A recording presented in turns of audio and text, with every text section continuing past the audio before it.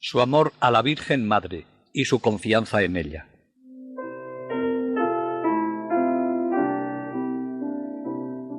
Aunque los escritos de San Bernardo sobre la Virgen no son muy extensos, las páginas que sobre ella nos ha dejado desbordan tanto fervor y están escritas con un estilo tan admirable que bastaron para que fuera considerado como un doctor mariano.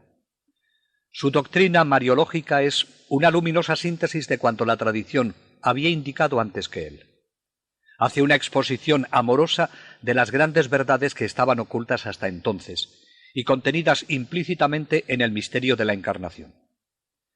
Las más bellas páginas que San Bernardo ha escrito son sobre María. En ellas, además de estar escritas con gran belleza, hay teología.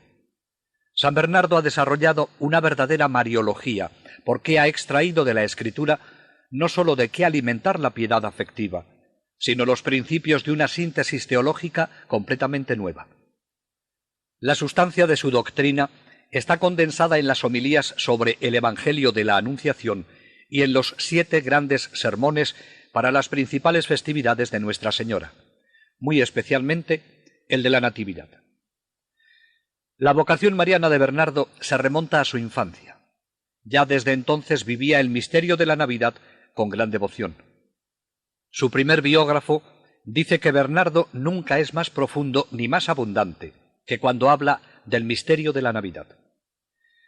El principio básico sobre el que San Bernardo construye todo su edificio espiritual es el dogma de la maternidad divina. Toda vez que Jesucristo es el Verbo de Dios encarnado y que ha venido a este mundo en cuanto hombre, naciendo de la bienaventurada Virgen, se deduce de aquí que María es la Madre de Dios. Más aún, esta divina maternidad, de hecho, dependió por completo de su propia aceptación. Libremente y con todo conocimiento de causa, consintió en ser la Madre de Dios en la sublime experiencia mística que fue la Anunciación. Por eso su consentimiento le otorga un puesto absolutamente único, absolutamente central en la economía de la redención. Estos dos hechos demuestran, con la mayor claridad posible, que la vocación y la misión de María en el mundo adquiere un carácter totalmente trascendente y singular. Ella está más cerca de su Hijo que los demás hombres. Si bien ella ha sido contada entre los redimidos, al lado del Redentor ocupa un puesto que sólo a ella le corresponde, un lugar que nadie podrá nunca reivindicar. Este mismo puesto revela su santidad supereminente, una santidad digna de ser recibida de la divina santidad de su Hijo.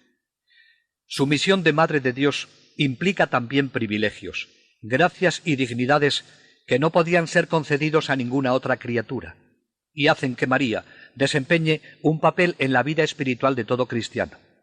Pues si ella es la madre del Cristo histórico, también es la madre del Cristo místico, aunque San Bernardo nunca llamó a María Madre Nuestra.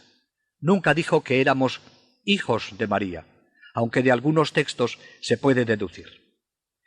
De esta suerte, nuestra redención depende de su consentimiento, del mismo modo que dependió de ella la venida del Redentor. Así también nuestro amor a Cristo implica necesariamente el amor a la Virgen Madre. Nuestra gratitud a Cristo tiene como corolario la gratitud hacia su Madre. Nuestra dependencia de Cristo lleva consigo de una manera muy real, aunque diferente, nuestra dependencia respecto de María. San Bernardo escribió 4 homilías sobre el anuncio de la encarnación a la Virgen en el Evangelio de San Lucas. Los escribió como algo que le brotaba del corazón, sencillamente porque sentía gozo en escribirlas, no porque respondiese a una petición o a las exigencias de la obediencia. La Edad Media llamaba homilía o sermón a un género literario que no está escrito para ser predicado. San Bernardo lo tituló Alabanzas de la Virgen Madre. Así expone él la razón de este escrito. La devoción me manda escribir algo y me lo impide la ocupación. Pero puesto que el mal estado de mi salud me impide seguir a la comunidad, este poquito de ocio que robándolo al sueño me deja tomar por las noches, no quiero pasarlo en el ocio. Quiero, pues, intentar ante todo una obra que muchas veces me vino a la mente cual es el escribir las excelencias de la Virgen María sobre la lección del Evangelio de San Lucas, que contiene la historia de la Anunciación del Señor. Y aunque a la empresa de esta obra ni me obligue necesidad alguna de mis hermanos, en cuyo aprovechamiento me veo obligado a emplearme, ni me mueve alguna utilidad suya, mas siempre que ella no me impida estar pronto a acudir a cuanto necesiten, no me parece deben llevar a mal que satisfaga en esto mi propia devoción. Es un tratado sobre la embajada del ángel a Nuestra Señora, cuando fue enviado por Dios a un pueblo llamado Nazaret. El misterio de la Anunciación antecede a todo. Bernardo dice que, desde los dos lados, admira, incluso maravilla, que un Dios obedezca a una mujer, humildad sin ejemplo, que una mujer mande a Dios, sublimidad sin par. El secreto de la encarnación es la humildad de Dios, que llega hasta sujetarse a la humildad de la Virgen. Merece la pena escuchar algunos textos de este sublime comentario. La Virgen fue preparada por el Altísimo. Por eso dice San Bernardo: el único nacimiento digno de Dios era el procedente de la Virgen. Asimismo, la dignidad de la Virgen demandaba que quien naciere de ella no fuese otro que el mismo Dios. Por esto, el Hacedor del hombre, al hacerse hombre, naciendo de la raza humana, tuvo que elegir, mejor dicho, que formar para sí, entre todas, una madre tal cual él sabía que había de serle conveniente y agradable. Quiso pues nacer de una Virgen Inmaculada, él, el Inmaculado, que venía a limpiar las manchas de todos. Quiso que su madre fuese humilde, ya que él, manso y humilde de corazón, había de dar a todos el ejemplo necesario y saludable de estas virtudes. Y el mismo que ya antes había inspirado a la Virgen el propósito de la virginidad y la había enriquecido con el don de la humildad, le otorgó también el don de la maternidad divina. De otro modo, ¿cómo el ángel hubiese podido saludarla después como llena de gracia, si hubiera habido en ella algo, por poco que fuese, que no poseyera por gracia? Así pues, la que había de concebir y dar a luz al Santo de los santos, recibió el don de la virginidad para que fuese santa en el cuerpo, el don de la humildad para que fuese santa en el espíritu. Así, engalanada con las joyas de estas virtudes, resplandeciente con la doble hermosura de su alma y de su cuerpo, conocida en los cielos por su belleza y atractivo, la Virgen Regia atrajo sobre sí las miradas de los que allí habitan, hasta el punto de enamorar al mismo Rey y de hacer venir al mensajero celestial. Fue enviado el ángel, dice el Evangelio, a la Virgen, virgen en su cuerpo, virgen en su alma, virgen por su decisión, virgen finalmente, tal cual la describe el apóstol, santa en el cuerpo y en el alma, no hallada recientemente y por casualidad, sino elegida desde la eternidad, predestinada y preparada por el Altísimo para él mismo, guardada por los ángeles, designada anticipadamente por los padres antiguos, prometida por los profetas. En la homilía cuarta hay un texto de especial belleza, en el que Bernardo se dirige a la Virgen y le dice: «Oíste, Virgen, que concebirás y darás a luz un hijo. Oíste que no será por obra de varón, sino por obra del Espíritu Santo. Mira que el ángel espera tu respuesta, porque ya es tiempo de que se vuelva al Señor que lo envió. También nosotros, los condenados infelizmente a muerte por la divina sentencia, esperamos, Señora, estas palabras de misericordia. Se pone entre tus manos el precio de nuestra salvación. Enseguida seremos librados, si consientes. Por la palabra eterna de Dios fuimos todos creados, y a pesar de eso morimos. Mas por tu breve respuesta seremos ahora restablecidos para ser llamados de nuevo a la vida. Esto te suplica, oh piadosa Virgen, el triste Adán, desterrado del paraíso con toda su miserable posteridad. Eso mismo te pide el mundo todo, postrado a tus pies. Y no sin motivo aguarda con ansia tu respuesta, porque de tu palabra depende el consuelo de los miserables, la redención de los cautivos, la libertad de los condenados, la salvación, finalmente, de todos los hijos de Adán, de todo su linaje. Da pronto tu respuesta. Responde presto al ángel. Responde una palabra y recibe al que es la palabra. Pronuncia tu palabra y concibe la divina. Emite una palabra fugaz y acoge en tu seno a la palabra eterna. ¿Por qué tardas? ¿Qué recelas? Cree, di que sí y recibe. Que tu humildad se revista de audacia y tu modestia de confianza. De ningún modo conviene que tu sencillez virginal se olvide aquí de la prudencia. En este asunto no temas, virgen prudente, la presunción, porque aunque es buena la modestia en el silencio, más necesaria es ahora la piedad en las palabras. Abre, virgen dichosa, el corazón a la fe, los labios al consentimiento, las castas entrañas al Criador. Mira que el deseado de todas las gentes está llamando a tu puerta. Si te demoras en abrirle, pasará adelante y después volverás con dolor a buscar al amado de tu alma. Levántate por la fe, corre por la devoción, abre por el consentimiento. Y María da su consentimiento con estas sencillas y humildes palabras. He aquí la esclava del Señor, hágase en mí según tu palabra. Siempre suele ser familiar a la gracia la virtud de la humildad, pues Dios resiste a los soberbios y a los humildes da su gracia. Responde, pues, humildemente, para preparar conveniente trono a la divina gracia. He aquí, dice, la esclava del Señor. Qué humildad esta tan alta, que no se deja vencer de las honras ni se engríe con la gloria. Es elegida por Madre de Dios, y ella se llama esclava. Por cierto, no es mediocre muestra de su humildad el no olvidarse de la humildad en medio de tanta gloria como le brindan. No es cosa grande ser humilde en el abatimiento, pero lo es muy grande y muy rara ser humilde en el honor.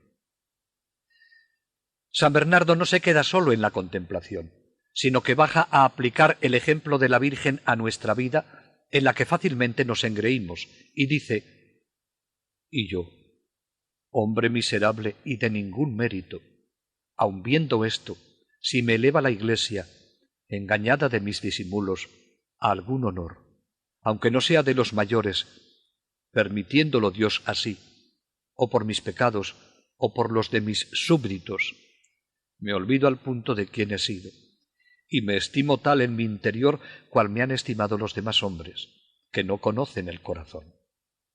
Creo a la fama, no atiendo a la conciencia, y juzgando no la virtud honor, sino el honor virtud. Me creo más santo al verme tan elevado». Sabemos que no cayó en este error San Bernardo, y sabemos cómo reaccionaba ante los honores que le manifestaron. Sin duda le ayudó mucho el haber contemplado el ejemplo de Cristo y de la Virgen en esta virtud tan fundamental como es la humildad. El Hijo de Dios se anonadó. La Virgen dice: «Aquí está la esclava del Señor». De tanto contemplar al Hijo y a la Madre, salió una copia tan excelente. En un epílogo a las homilías, el joven escritor aparenta querer excusarse de la orientación excesivamente personal que ha dado a esta obra. Los que me reprochen una exposición vana, sepan que mi intención era menos explicar el Evangelio que tomar ocasión de él para hablar de cosas de las que me gusta hablar. Si de todos modos he pecado cediendo así a mi devoción personal, en lugar de buscar la utilidad común, la Santa Virgen tendrá suficiente crédito cerca de su Hijo misericordioso para excusar mi pecado, y es a ella a quien dedico lo poco que valga esta pequeña obra con la mayor devoción. Las virtudes que San Bernardo admira y aconseja imitar de la Virgen son la humildad, la obediencia, el espíritu de silencio, el recogimiento, la práctica de la oración personal y la búsqueda de la unión íntima con Dios en el amor.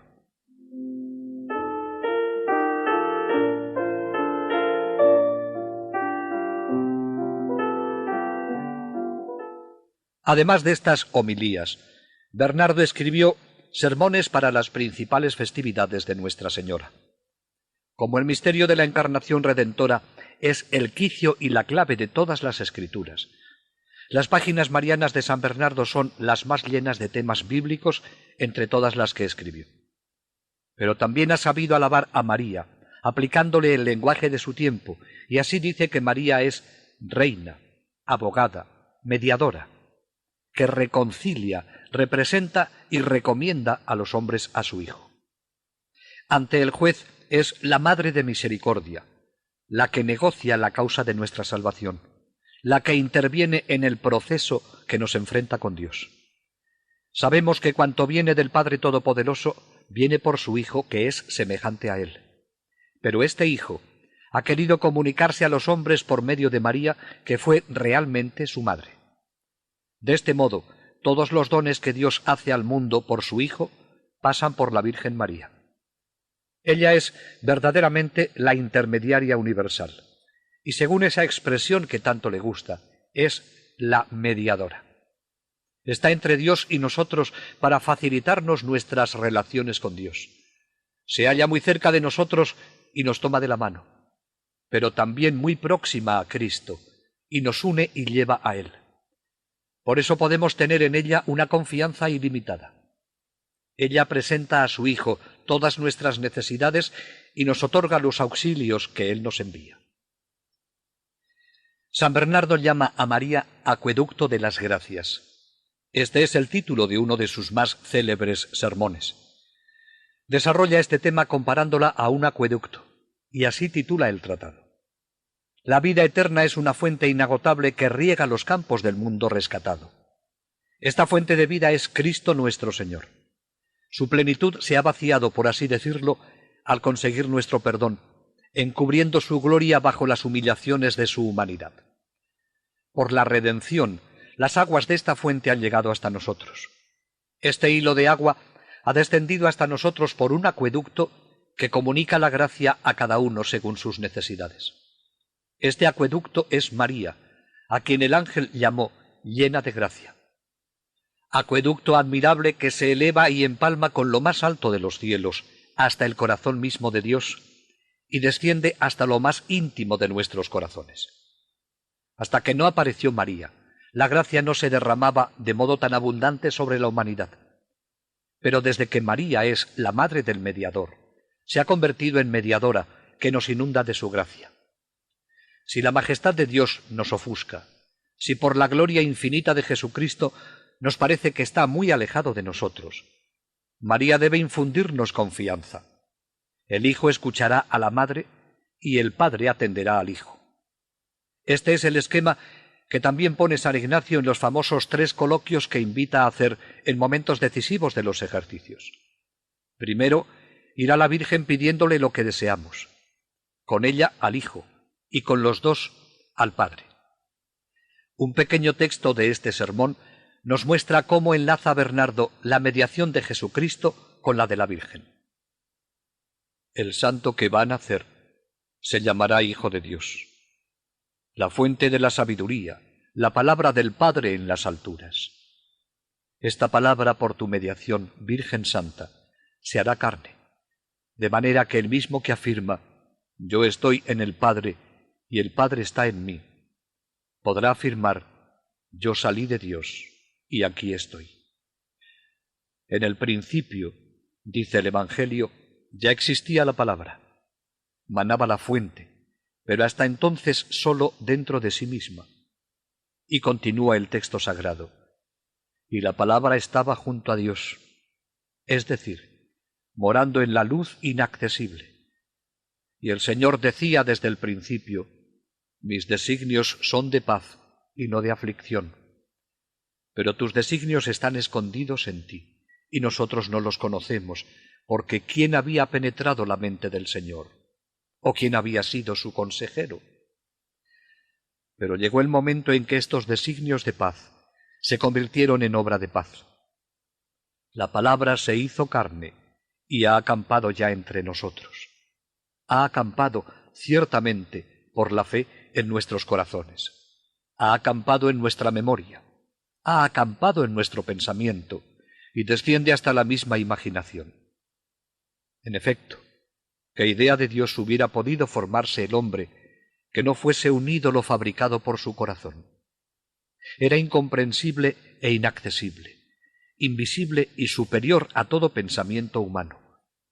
Pero ahora ha querido ser comprendido, visto, accesible a nuestra inteligencia.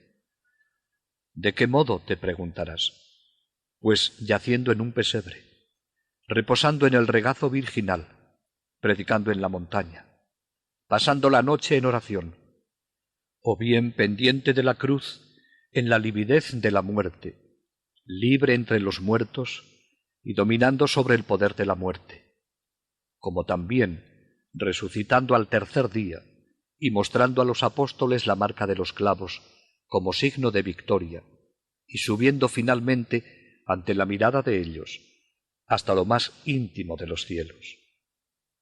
¿Hay algo de esto que no sea objeto de una verdadera, piadosa y santa meditación? Cuando medito en cualquiera de estas cosas, mi pensamiento va hasta Dios, y a través de todas ellas llego hasta Dios. A esta meditación la llamo sabiduría, y para mí la prudencia consiste en ir saboreando en la memoria la dulzura que la vara sacerdotal infundió tan abundantemente en estos frutos, dulzura de la que María disfruta con toda plenitud en el cielo y la derrama abundantemente sobre nosotros. Cristo sigue siendo evidentemente el único mediador, el único redentor, y ella nada añade a la esencia de su mediación, de su acto redentor. Pero el amor que nos tiene, su propia mediación, su acción corredentora, están implicadas, absorbidas, por decirlo así, en esta única mediación. San Bernardo comprendió mejor que nadie que el amor de Jesús y de María son inseparables, hasta el punto de que sólo son uno. No podemos amarle a él sin amarla también a ella, y el único motivo de amar a María es poder amar mejor a Jesús. Por consiguiente, y con mucha lógica, San Bernardo cree que todo lo que nos viene por el único mediador, también y por lo mismo, nos viene por María. En uno de sus sermones nos dice San Bernardo: su voluntad es que todo nos venga por María. San Bernardo no dice de la Virgen cosas piadosas que no tengan base sólida en la Escritura. Por eso dice que la mediación de María es participación de la de Cristo, y si llama a la Virgen acueducto de la gracia, es porque la toma del manantial que es Cristo. Al leer las páginas de San Bernardo sobre la Virgen, nos sentimos invitados a imitar su fe y confianza en la Virgen. Ella es la que nos enseña a amar perfectamente a Dios, no sólo con su palabra y ejemplo, sino con su mediación omnipotente, que forma, por decirlo así, a Cristo en nuestras almas. Ahí está San Bernardo para recordarnos que nuestra vida espiritual brota de su corazón inmaculado. En la segunda homilía del comentario de la Anunciación del Ángel a la Virgen, que nos será de gran utilidad meditar, pues es una página en la que nos propone a María como estrella, dice: María es llamada estrella, y es un nombre que cae muy bien a la Virgen Madre, porque justamente se la compara a los astros, ya que así como sin corrupción el sol emite sus rayos, así ella, Virgen, dio a luz sin lesión a su Hijo. Ni el rayo quita claridad a la estrella, ni a la Virgen quitó el Hijo su integridad. Ella es la noble estrella nacida de Jacob, cuya luz ilumina todo el orbe, cuyo esplendor brilla en las alturas y penetra en los infiernos. Ella es la preclara y eximia estrella levantada sobre este gran espacioso mar, brillando por sus méritos, ilustrando con sus ejemplos. Tú, que en el decurso de la vida notas que, en lugar de pisar en tierra firme, vacilas entre fuertes tempestades, no apartes tus ojos de la luz de este astro, si no quieres sepultarte en las olas.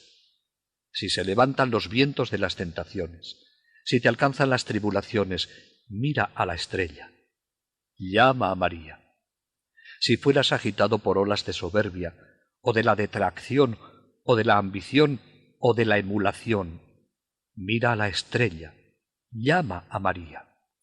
Si la ira o la avaricia, o la pasión de la carne, amenaza la nave de tu alma, mira a María.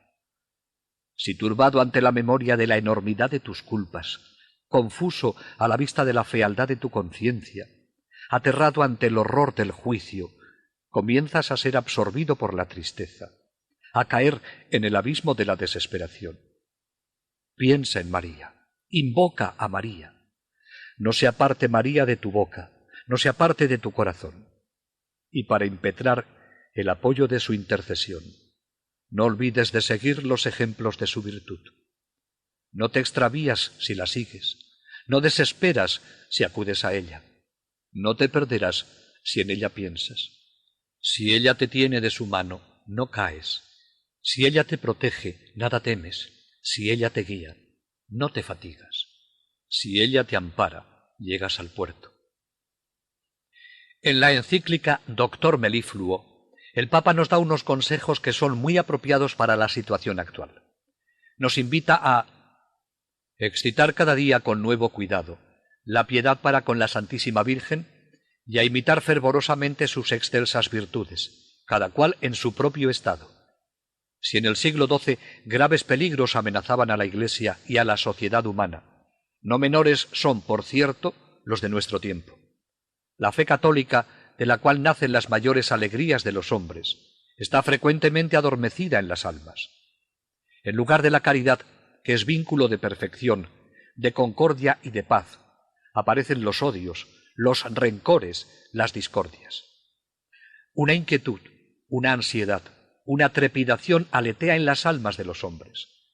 Se teme que si la luz del Evangelio disminuye y poco a poco se desvanece en las almas de muchos, o si, lo que es peor, es arrojada por ellos mismos, caigan los fundamentos de la convivencia social y familiar y, como consecuencia, que se acerquen peores y más desgraciados tiempos. Como el doctor de Claraval pidió y obtuvo para aquellos tiempos turbulentos el apoyo de la Santísima Virgen María, así todos nosotros pidamos a esta Divina Madre, con piedad y oraciones constantes, que nos consiga de Dios los oportunos remedios a estos graves males que ya se nos vienen encima o tememos para el futuro. Que ella, por el auxilio divino, benigna y poderosísima como es, nos consiga que por fin brille una sincera, sólida y provechosa paz en la Iglesia, en los pueblos y en las gentes.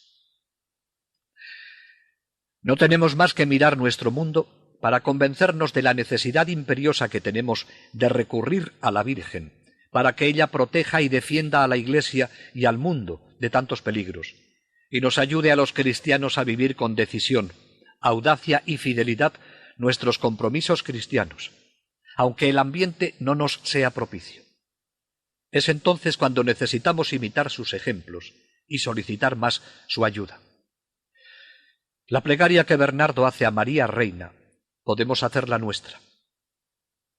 Señora nuestra, mediadora nuestra, abogada nuestra, reconcílianos con tu Hijo, recomiéndanos a tu Hijo, represéntanos ante Él.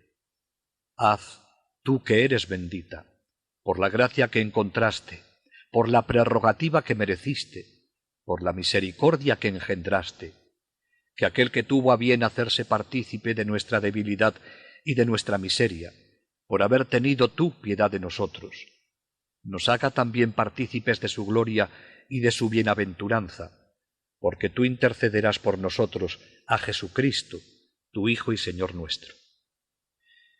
Aunque Bernardo no haya hablado tanto de San José, es el santo del que más habla después de la Virgen, y lo hace guiándose únicamente por la Biblia.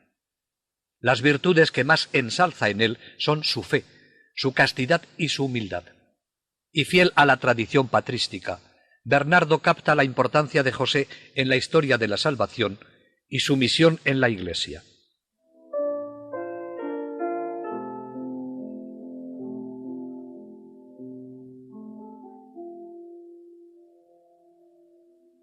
El Tratado sobre la Gracia y el Libre Albedrío.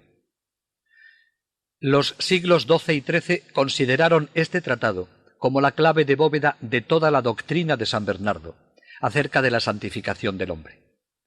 Está escrito en los mismos años que el Tratado sobre el Amor de Dios, 1126 a 1127.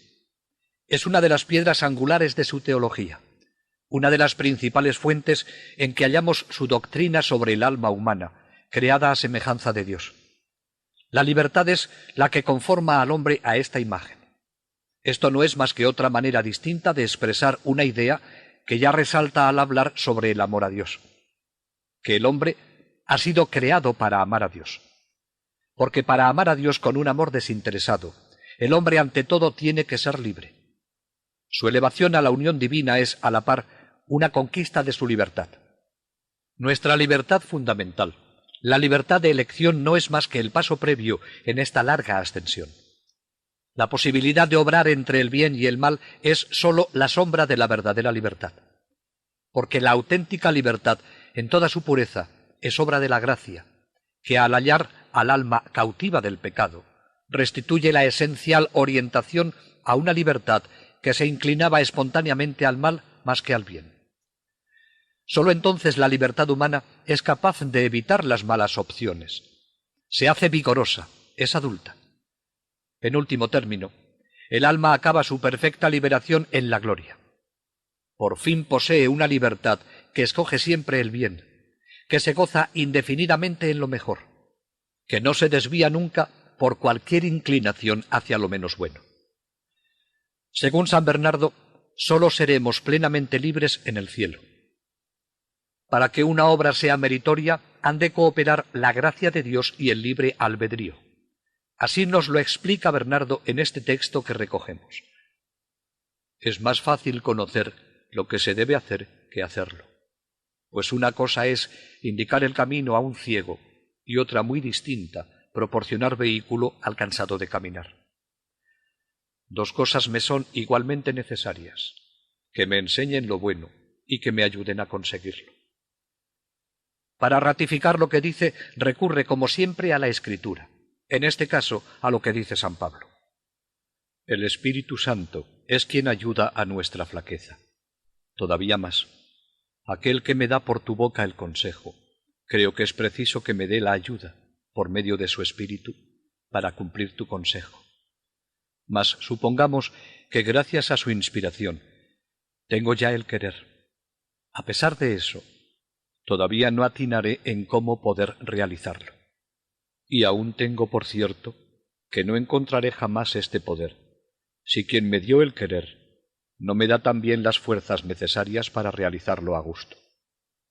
Mas ya os oigo preguntarme, si así es, ¿dónde está nuestro mérito? ¿Qué puedo esperar de nuestra actividad? Oye, no por las obras de justicia que hicimos nosotros, sino por su gran misericordia nos hizo salvos. ¿Pues qué? ¿Crees acaso que eres el único autor de tus actos y que podías salvarte por tu propia justicia, cuando ni puedes pronunciar con mérito el nombre de Jesús sin la gracia del Espíritu Santo? ¿Te habías olvidado hasta ese punto de aquello que está escrito? Sin mí no podéis hacer nada. ¿No recordabas aquello otro? No es del que corre ni del que se afana, sino obra de Dios misericordioso. ¿Qué hace, pues, el libre albedrío? Dices. Brevemente respondo, salvarse. Quita el libre albedrío y no habrá nada que haya de ser salvado. Así como si quitas la gracia, ya no habrá nada con que poder salvarse. La obra de nuestra salvación no puede darse si falta alguna de estas dos cosas, la una para hacerla y la otra para que en ella se cumpla y ejecute. El autor de nuestra salvación es Dios. El libre albedrío sólo es capaz de recibirla. El libre albedrío coopera a la gracia cuando consiente, o sea, cuando se salva. No puede haber consentimiento si no es voluntario. Luego, donde hay consentimiento, allí hay voluntad, allí hay libertad.